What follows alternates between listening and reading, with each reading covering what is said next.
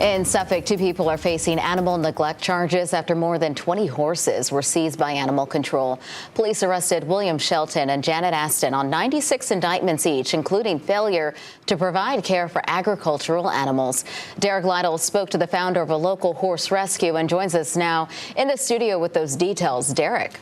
Yeah, Dana, horses allegedly living in manure past waist high.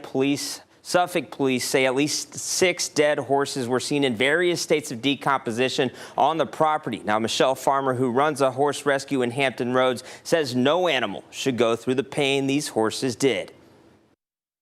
An investigation into William Shelton and Janet Aston began in January. Now, more than 6 months later, arrests made, both facing 96 indictments each. There was a lot of suffering in that case, absolutely. Suffering from alleged neglect. Now, Michelle Farmer, founder of Willow Woods Equine Sanctuary, says the horses on that property were suffering for years.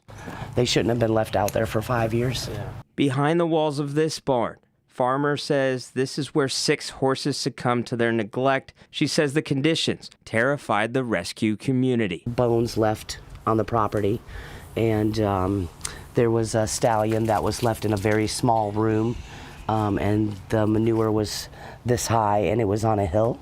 I can say that because I seen that for my own 2 eyes. Farmer says things got to a breaking point, and the horses were desperate for attention. When you're an equine person, you either live it or you get out of it.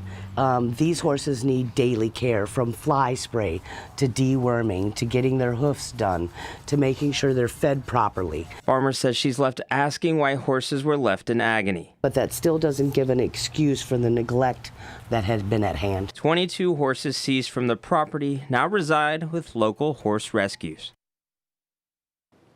Now, Farmer tells me there are more horses on a separate property tied to this case, and care and attention are being provided to them by a licensed veterinarian and Suffolk Animal Control. Now, she says if someone is on hard times or in need of caring for a horse they can no longer provide for, they will do the best they can to help you out. You can find ways to help the nonprofit at 13newsnow.com.